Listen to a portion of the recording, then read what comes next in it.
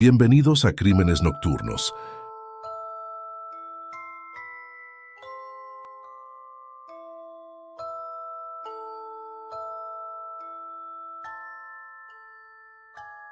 La mayoría de nosotros, tras un largo día de trabajo, anhelamos un merecido descanso. Eso es precisamente lo que buscaba el sheriff Robert Crowder en la tarde del 21 de julio de 1972. Sin embargo, antes de que pudiera relajarse, recibió una llamada que cambiaría su vida para siempre. «He hecho una tontería. Te vas a enfadar conmigo». Estas fueron las primeras palabras que escuchó del oficial del condado de Martin al otro lado de la línea.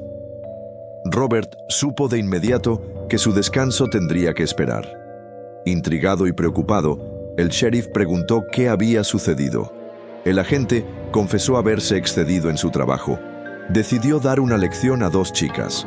Según relató, las había dejado solas durante 2 horas en la zona pantanosa de Hutchinson Island, Florida. Pero al regresar, las chicas simplemente habían desaparecido. Determinado a resolver el misterio, Robert pidió al teniente Melvin Waldron que lo acompañara. Juntos se dirigieron apresuradamente por la carretera estatal de Florida hacia Hutchinson Island. Al llegar a Hutchinson, pronto avistaron a una adolescente desesperada y amordazada intentando nadar en un río cercano. Al frenar y aparcar, vieron a la misma chica trepando por la orilla del río con la ropa completamente desgarrada. «Por favor, ayúdenme», suplicó mientras intentaba ganar su atención. Al acercarse y quitarle la mordaza, Nancy, la chica, comenzó a contar una historia que el sheriff ya conocía. Nancy identificó a su amiga, quien se había perdido en algún lugar del bosque cercano. Sin perder tiempo, inició la búsqueda. No pasó mucho antes de que un camionero local encontrara a la otra chica, dando tumbos por el bosque y acudiera en su ayuda. Ambas víctimas fueron llevadas a la oficina del sheriff del condado de Martin, donde describieron detalladamente a la gente que las había dejado solas. Rápidamente, las descripciones coincidieron con las de Gerard John Schaefer Jr., un oficial conocido por su comportamiento errático. Gerard fue detenido para dar explicaciones, y el sheriff comprendió que tenía un problema serio entre manos. Robert sabía que Gerard no lo había hecho por capricho. Había algo más oscuro detrás de sus acciones, algo que lo convertiría en un hombre extremadamente peligroso. Y esto era solo el comienzo de la historia. Si quieres conocer todo sobre este aterrador caso, dale like a este video, activa las notificaciones y acompáñame hasta el final. En la oficina del sheriff del condado de Martin, 2 jóvenes con el rostro marcado por el horror de lo vivido, Nancy Ellen Trotter, de 18 años, y Paula Sue Wells, de 17 años, relataron la pesadilla que habían experimentado aquella tarde. Lo que comenzó como un simple aventón en la carretera, terminó siendo una de las experiencias más aterradoras de sus vidas. El 20 de julio de 1972, Nancy y Paula hacían autostop, confiadas en que encontrarían a alguien que las llevara a su destino. Fue entonces cuando Gerard John Schaefer Jr., un agente de policía, detuvo su coche frente a ellas. Con una sonrisa tranquila y la confianza que inspira un uniforme, parecía alguien en quien se podía confiar. Les preguntó a dónde iban. Ellas respondieron que su destino era Stuart, Florida. Sin dudarlo, Gerard les ofreció un aventón, y las chicas aceptaron sin sospechar que acababan de subirse al coche de un hombre mucho más peligroso que cualquier desconocido. Durante el trayecto, el agente insistió varias veces en lo peligroso que era hacer autostop, advirtiéndoles sobre la posibilidad de terminar secuestradas, violadas o vendidas como esclavas. Su discurso, en lugar de sonar a una advertencia de un protector de la ley, parecía más bien una amenaza.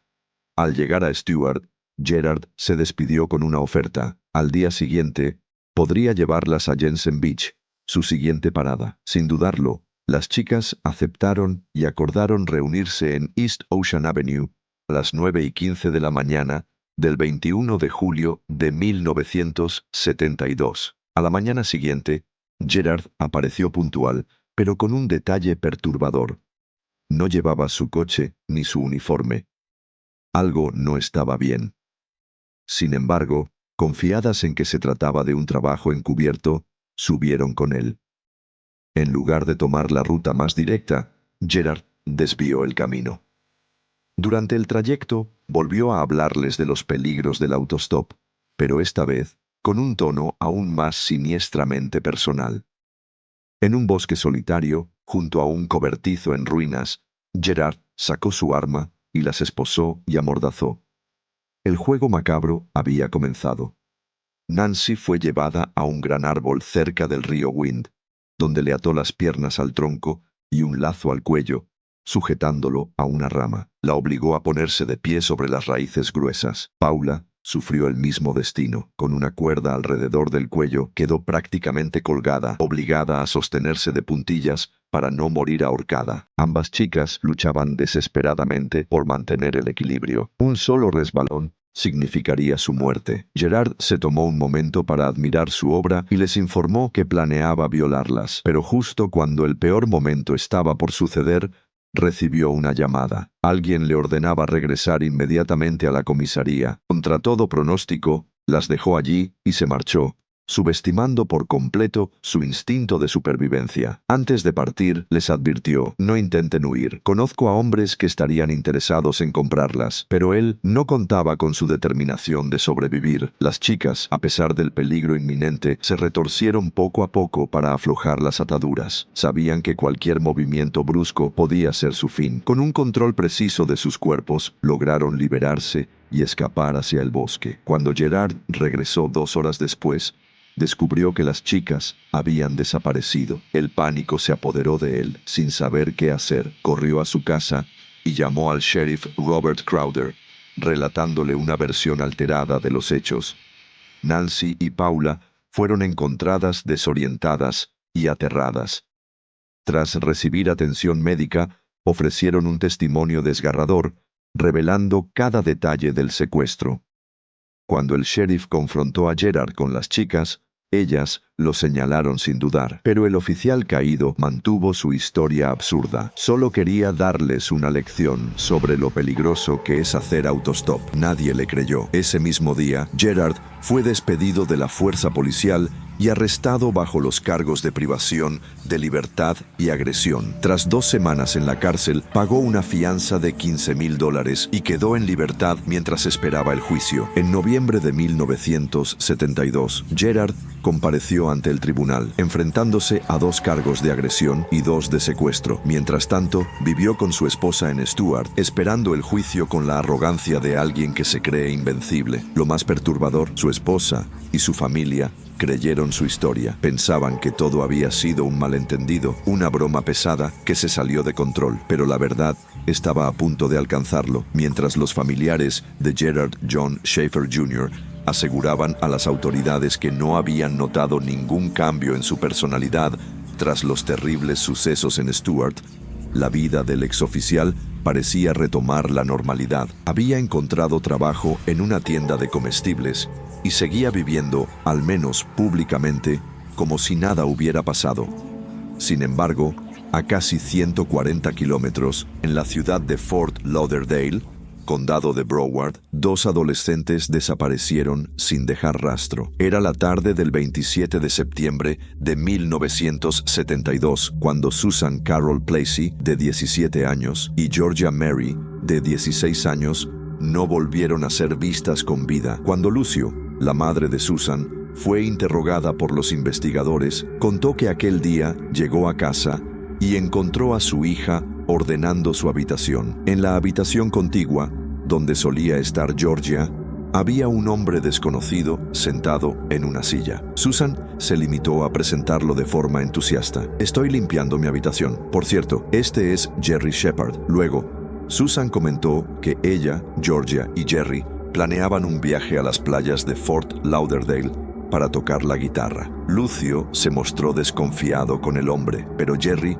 aseguró que sus intenciones eran nobles. Inicialmente, la madre no quería dejarla ir, hasta que Susan, con lágrimas en los ojos, le prometió que mantendría distancia en Fort Lauderdale y se mantendría en contacto.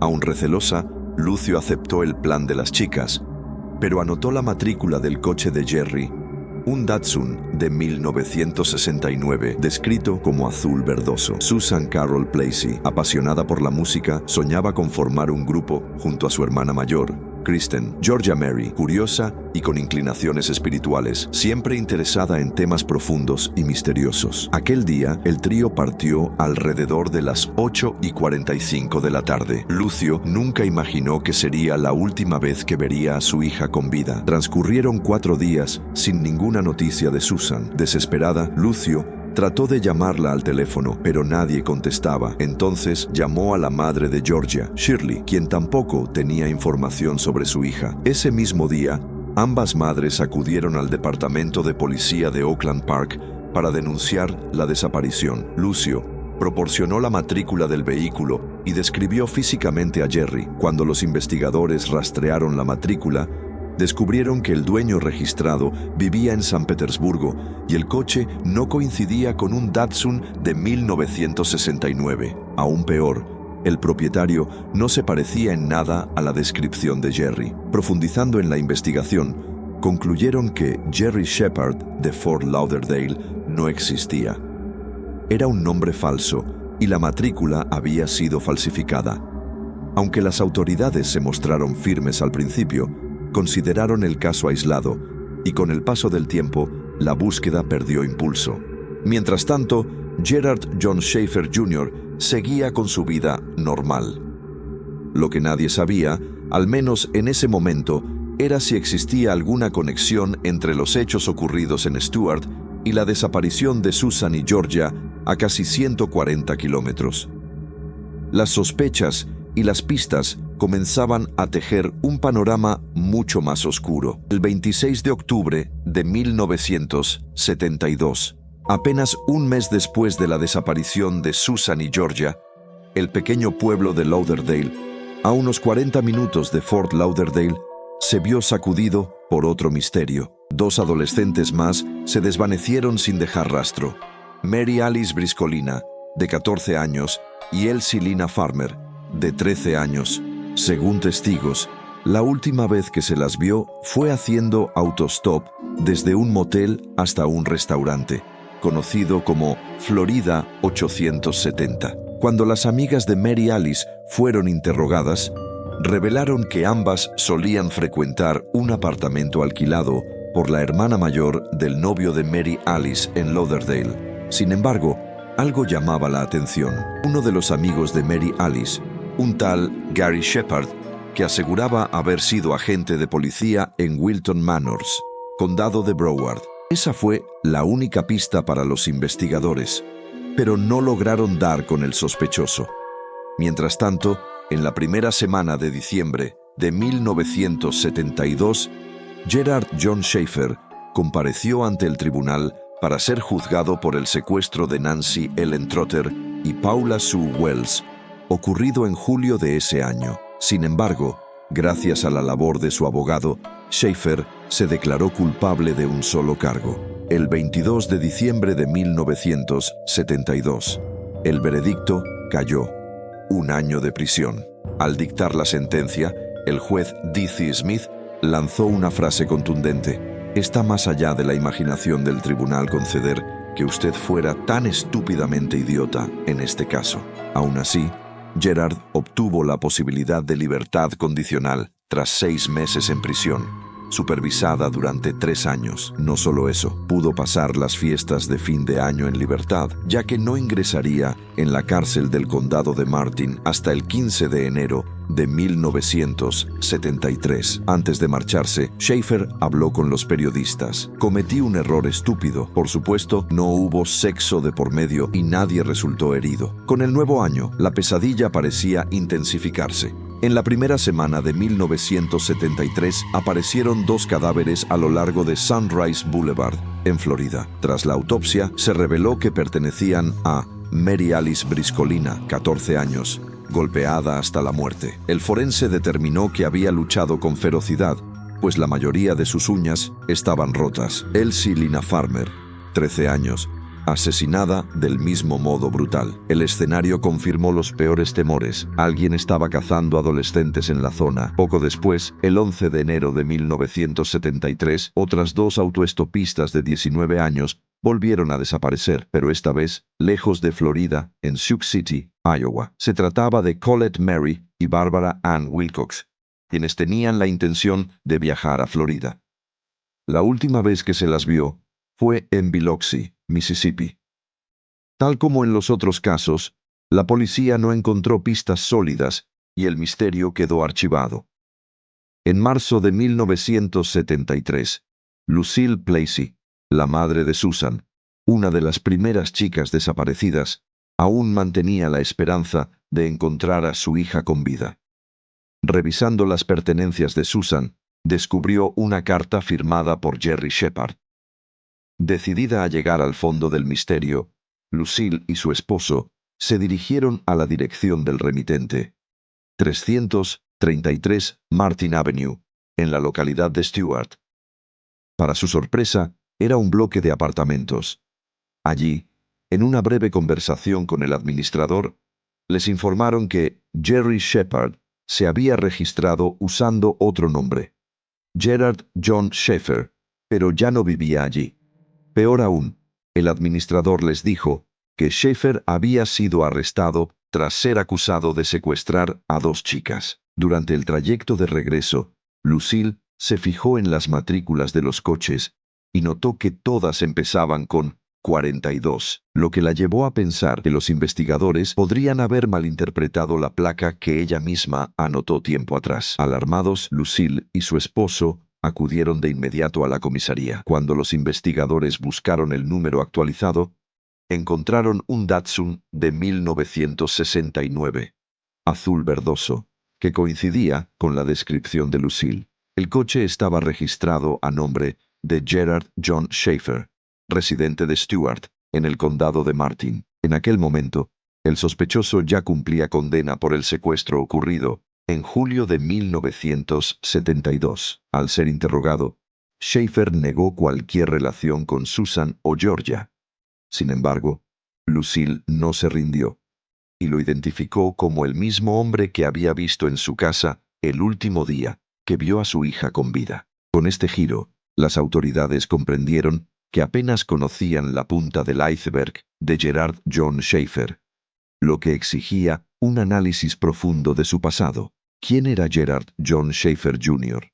Gerard John Schaefer Jr. nació el 26 de marzo de 1946 en Neenah, Wisconsin, siendo hijo de Gerard John y Doris Mary Schaefer. Según sus propios relatos, su infancia no fue nada fácil. Contaba que se sentía hijo ilegítimo, nacido de un matrimonio no deseado. Describía a su padre como un alcohólico que lo ofendía constantemente y engañaba a su madre. Además, el trabajo de cartero de su padre lo mantenía fuera de casa la mayor parte del tiempo. Cuando estaba presente, mostraba favoritismo hacia los hermanos menores de Gerard, provocando en el chico un profundo resentimiento. La principal figura de apoyo de Gerard era su madre, Doris Mary, quien lo protegía de casi todo. Al crecer, desarrolló interés en la supervivencia, la caza y la pesca, actividades que compartía ocasionalmente con su padre, aunque distaban de ser cercanos. La familia recordaba que Gerard se inclinaba por el mundo natural y en su juventud fantaseaba con ser guardabosques. En 1960, los Schaefer se mudaron a Fort Lauderdale, Florida. Allí, Gerard empezó a manifestar lo que él mismo describió como experimentos de vinculación, además de fantasear con actos violentos que implicaban dañar a mujeres. Deseaba ser una chica, declaró alguna vez, explicando que su padre solo favorecía a su hermana, mientras él recibía desprecio. Este conflicto lo llevó a desarrollar sentimientos encontrados hacia las mujeres. Por un lado, las envidiaba y por otro, sentía deseos sexuales hacia ellas, creando un cóctel morboso en su mente. Pese a sus problemas internos, Gerard fue considerado un buen estudiante. Fue miembro del equipo de fútbol en su segundo y tercer año de secundaria y era conocido por un apodo relacionado con el golf.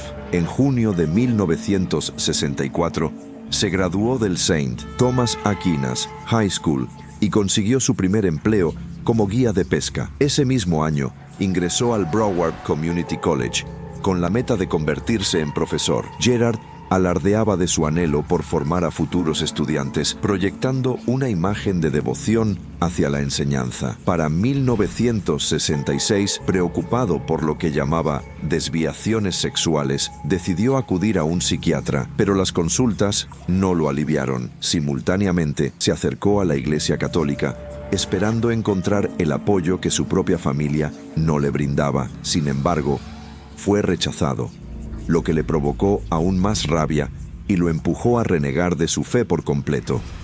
Mientras estudiaba, conoció a Martha Louise Fogg, con quien salió durante 2 años. Ambos se sumergieron en algunos movimientos hippies de la época. Finalmente, en diciembre de 1968, se casaron. Después de casarse, Gerard y su esposa Martha se mudaron a Fort Lauderdale, esperando comenzar una nueva etapa. Sin embargo, la relación pronto empezó a hundirse. Martha se quejaba de las constantes ausencias de Gerard, quien prefería salir de cacería, y también exigía sexo a todas horas. La tensión creció hasta volverse insoportable. Mientras tanto, la iglesia, donde Martha buscaba apoyo, tampoco la respaldaba. La situación solo empeoró. Gerard, por su parte, estaba a punto de dar un giro en su vida académica. Ese mismo año, tras terminar sus estudios previos, Gerard solicitó una beca en la Florida Atlantic University con el objetivo de obtener una licenciatura en educación. En marzo de 1969, comenzó sus prácticas docentes y solicitó plaza en el Plantation High School. El 23 de septiembre de 1969, Gerard inició su fase de prácticas como profesor de geografía, pero el 7 de noviembre de ese mismo año fue despedido tras una intensa discusión con su supervisor. Según él, Gerard intentaba imponer sus propias opiniones morales en el aula. Le dije cuando se marchó que más le valía que nunca me enterara de que intentaba conseguir un trabajo con autoridad sobre otras personas, o haría todo lo posible por impedirlo, dijo Richard Goodhart, el supervisor. El despido en Plantation High marcó el inicio de una racha negativa. Gerard no pudo integrarse en otra escuela y no consiguió otra pasantía hasta marzo de 1970. El 2 de abril de 1970 comenzó sus prácticas en el Stranahan High School, donde fue duramente criticado por su comportamiento y por demostrar conocimientos muy por debajo de lo esperado. El 2 de mayo de 1970, en medio de estas tensiones, Martha presentó una demanda de divorcio, acusándolo de ser extremadamente cruel.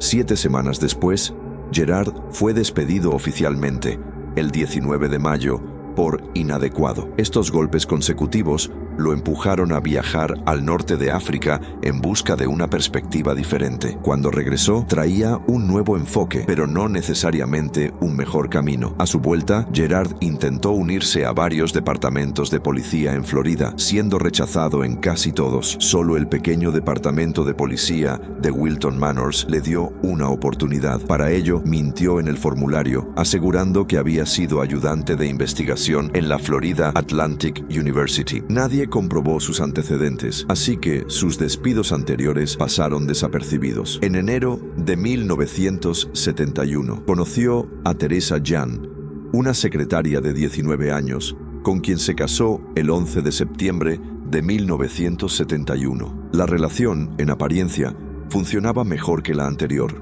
Teresa aceptaba las demandas sexuales de Gerard y además le encantaba pescar, una de las grandes aficiones de él. En septiembre de 1971, a los 25 años, Gerard fue admitido formalmente como patrullero en el Departamento de Policía del Condado de Broward. Pero no todo era tan ideal como parecía. En marzo de 1972, después de una operación antidrogas, se informó que su rendimiento estaba muy por debajo de lo esperado. Más tarde, el departamento descubrió un comportamiento preocupante. Gerard paraba a conductoras jóvenes y tomaba sus datos para luego llamarlas por teléfono y coquetear. Tras dimitir del departamento de policía de Wilton Manors, Gerard se dispuso a buscar un nuevo puesto, sin imaginar la oscuridad que lo rodeaba. El 23 de junio de 1972, Gerard John Schaefer empezó a trabajar para el Departamento de Policía del Condado de Martin. Más tarde, se descubriría que falsificó una carta de recomendación del Departamento de Policía de Wilton Manors, y únicamente gracias a ese engaño logró ser admitido. Un fallo en el sistema permitió que alguien con un pasado dudoso obtuviera el puesto de proteger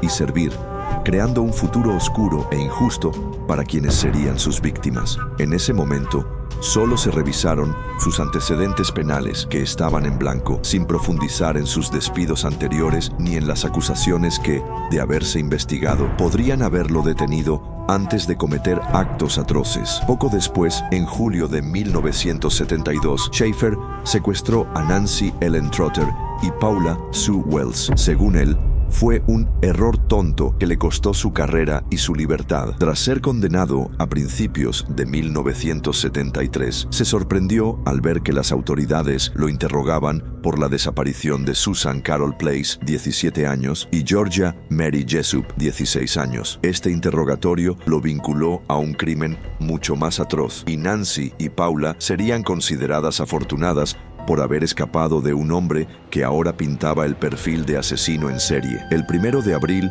de 1973, un coleccionista de latas de aluminio y su hijo se internaron en los bosques de Oak Hammock Park, en Port St. Lucie, Florida. Allí descubrieron restos humanos en descomposición dentro de una fosa. Alarmados, notificaron a las autoridades, quienes acordonaron la zona. Los expertos forenses pronto notaron que los árboles alrededor del agujero presentaban rasguños, sugiriendo que la víctima había estado atada y luchó por liberarse. Rastreando el lugar, hallaron 2 cadáveres. Uno vestía pantalones vaqueros con un parche del correcaminos. 2. El otro se encontraba completamente desnudo. No muy lejos había ropa oculta entre la maleza. Al parecer, animales salvajes habían esparcido parte de los cuerpos a gran distancia. Pero lo más perturbador fue evidenciar que el asesino había utilizado un machete para descuartizar y decapitar a las víctimas. Una de ellas presentaba un disparo en la mandíbula inferior, efectuado con un calibre .22. El escenario indicaba que las víctimas habían sido ahorcadas, pues los árboles mostraban marcas que sugerían uso de cuerdas. En uno de ellos también se veían grabadas las iniciales GJ, rodeadas de muescas de machete y fibras de ropa. El doctor Richard Soubiron, de la oficina del médico forense del condado de Dade, identificó los restos como Susan Carol Place y Georgia Mary Jessup. Así, las iniciales GJ, talladas en el árbol, relacionaban directamente a Gerard John Schaefer con el atroz crimen. Al enterarse del hallazgo, Schaefer contrató al abogado de oficio Elton Schwartz. Sin embargo, las similitudes con sus anteriores secuestros eran imposibles de ignorar, por lo que los condados de Broward y Martin solicitaron órdenes de registro para la casa y el vehículo de Schaefer. En ese momento, Lucille Place, la madre de Susan, lo señaló nuevamente como el secuestrador y asesino de su hija, confirmando los temores de los investigadores. Gerard John Schaefer no era un policía que había cometido un error tonto, sino un asesino en serie que aún guardaba muchos secretos por revelar. El 6 de abril de 1973, la oficina del sheriff del condado de Martin ejecutó una orden de registro en el domicilio de Gerard John Schaefer. Lo que encontraron sacudiría la investigación. 1. 2 dientes humanos guardados en una cápsula de plástico. 2. Cuchillos y pistolas junto con una funda de almohada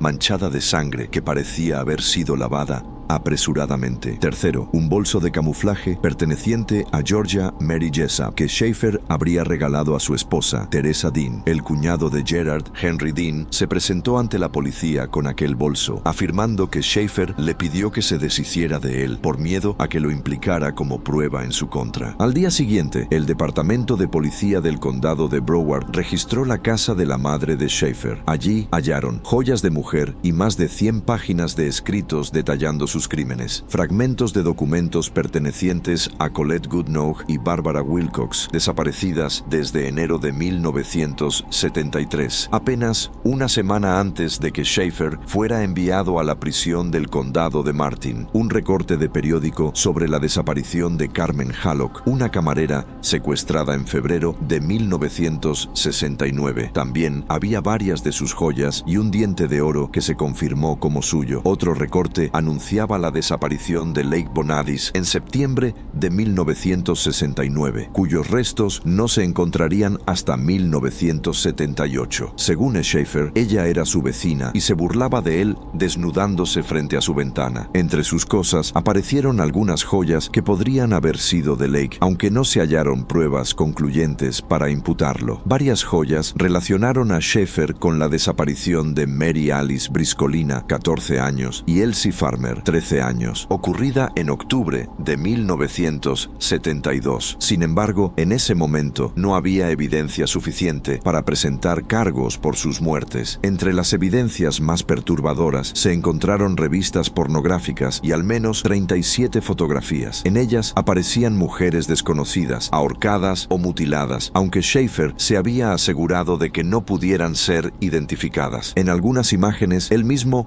posaba con la ropa de sus víctimas, recreando sus métodos sádicos sobre su propia persona.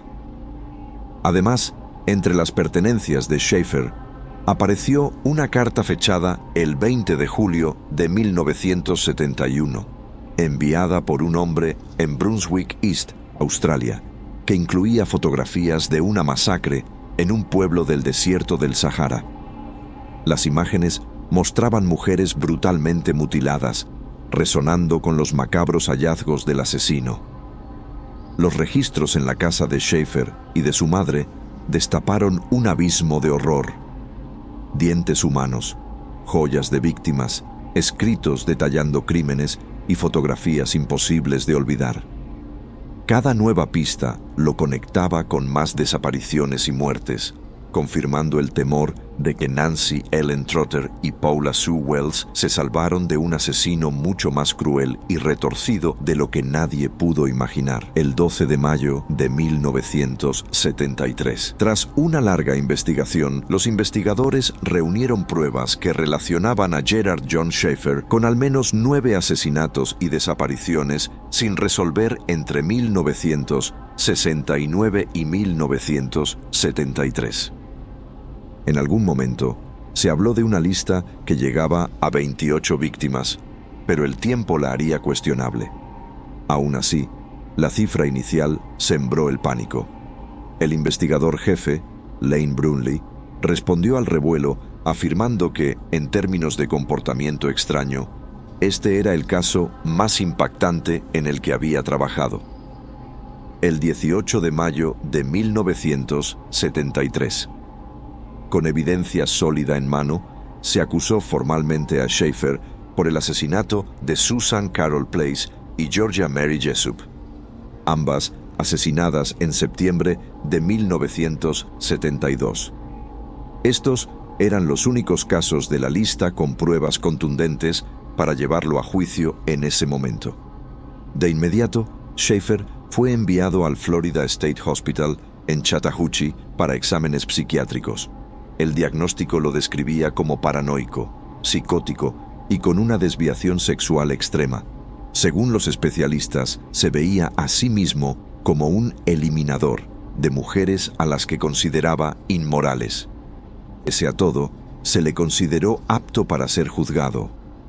Hay evidencia de considerables sentimientos paranoides, hostilidad e ira que estallan con muy poco estrés. Varios examinadores apuntan a un trastorno de la personalidad. Además, parece tener una vida de fantasía muy activa. Es una persona peligrosísima, tanto para sí mismo como para los demás. Dr. Benjamin Cockburn, 20 de junio de 1973, en la audiencia previa al juicio, el 17 de septiembre de 1973. Comenzó el juicio en el condado de St. Lucie, bajo la presidencia del juez Cyrus Pfeiffer. La fiscalía solicitó cadena perpetua, dada la reciente declaración de inconstitucionalidad de la pena de muerte por parte del Tribunal Supremo de Florida.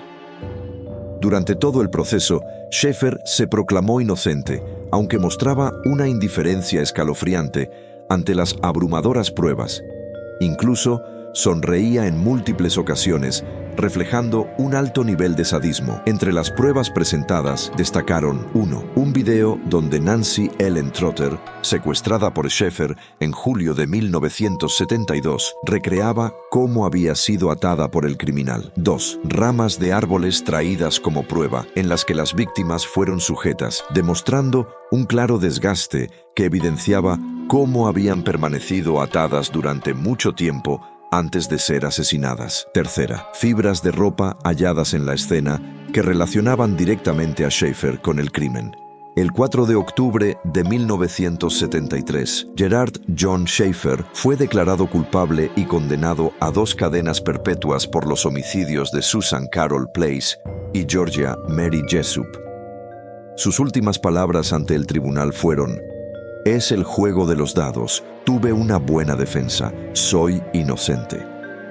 A las puertas de la sala, Lucille Place, madre de Susan, declaró a los periodistas: «Pensé que lo quería muerto, pero saber que pasará el resto de su vida solo me hace más feliz, mientras no vuelva a pisar la calle». En 1974, Schaefer apeló su condena, pero su recurso fue denegado. Detrás de los barrotes, no logró adaptarse. Lo veían como un informante y lo aislaron repetidamente por infringir normas. Además, intrigaba a los curiosos de su caso, pidiéndoles que le enviaran ropa interior femenina. Schaefer, conocido por su carácter perturbador, escribió prolíficamente en prisión. Buscaba crear un género que llamaba ficción asesina, asegurando que no glorificaría la violencia, sino que pretendía explicar crímenes, asesinatos y necrofilia. En enero de 1977, aparecieron los restos de Colette Mary Goodnow y Barbara Ann Wilcox, con idénticas marcas en árboles cercanos. Desafortunadamente, la causa de sus muertes fue inconclusa, dejando a las autoridades sin bases para acusar formalmente a Schaefer. El 18 de enero de 1982, Schaefer fue descartado como sospechoso en la desaparición de Meredith Evan Malarick y Karen Wynne Farrell. En 1993, Schaefer demandó a varios autores, entre ellos Sondra London, Colin Wilson, Michael Newton y al exagente del FBI Robert Haskell, por llamarle asesino en serie. La demanda no prosperó. Sondra London había publicado colecciones de relatos cortos basados en entrevistas con Schaefer, compilados en los libros Killer Fiction y Beyond Killer Fiction, disponibles en Amazon. Para la policía y los fiscales, esos textos relataban crímenes reales. Sondra sostenía que eran ficción. Sin embargo, en una carta dirigida a su abogado, Schaefer admitió que uno de sus relatos describía exactamente lo ocurrido con Mary Alice Briscolina y Elsie Farmer. Aún así, no fue suficiente para imputarlo en esos asesinatos. La relación entre Schaefer y Sondra no tardó en volverse tormentosa. Él pasó años amenazándola de muerte por el uso de sus escritos. El 3 de diciembre de 1995, Gerard John Schaefer murió apuñalado en su celda. Según las autoridades, el responsable fue Vincent Faustino Rivera, otro recluso con quien peleó por algo tan simple como quién recibiría el último vaso de agua caliente. En 1999, Rivera recibió 53 años y 10 meses adicionales a su condena previa. Ya cumplía cadena perpetua por un doble asesinato cometido en 1990. Posteriormente, los guardias informaron que Schaefer había sido asesinado por compartir información con las autoridades sobre otro preso. El juez Cyrus Trowbridge, quien presidió el juicio de Schaefer, comentó al enterarse: por fin se le impuso la pena de muerte que merecía, pero que no se le pudo aplicar legalmente. Al momento de su muerte, investigadores del condado de Broward luchaban por vincularlo con más cargos de asesinato, procurando que nunca volviera a pisar la calle. En 2009, el sheriff Robert Crowder, antiguo compañero de Schaefer, hizo una declaración pública resaltando que las víctimas no son solo quienes mueren, sino también sus familias y las fuerzas del orden que cargan con casos tan devastadores. Bill Haggard, exagente del FBI que estudió a Schaeffer en los 80, fue contundente. Si tuviera que hacer un top 5 de los asesinos en serie más enfermos, incluyendo a todos los que he entrevistado en el país, Schaeffer estaría, sin duda, entre los primeros 5. Nadie sabe cuántas víctimas dejó realmente, pues muchas mujeres desaparecidas en la región nunca fueron encontradas. Él mismo llegó a jactarse de haber matado por primera vez a los 19 años. En 2022, la policía de Palm Beach sugirió que Susan Gale Poole, desaparecida en 1972, también podría ser una víctima más de Schaeffer. Kate Rommel, autora de The Devil Tree, libro basado en los crímenes de Schaeffer, comentó: comparado con Ted Bundy, Schaeffer hace que Ted parezca un Boy Scout. Muchísimas gracias por llegar hasta el final de este video. ¿Te ha impresionado la historia de Gerard John Schaeffer? Deja un comentario abajo con tu opinión sobre el caso. Me encantará leer tus reflexiones. Me despido aquí. Hasta la próxima y adiós.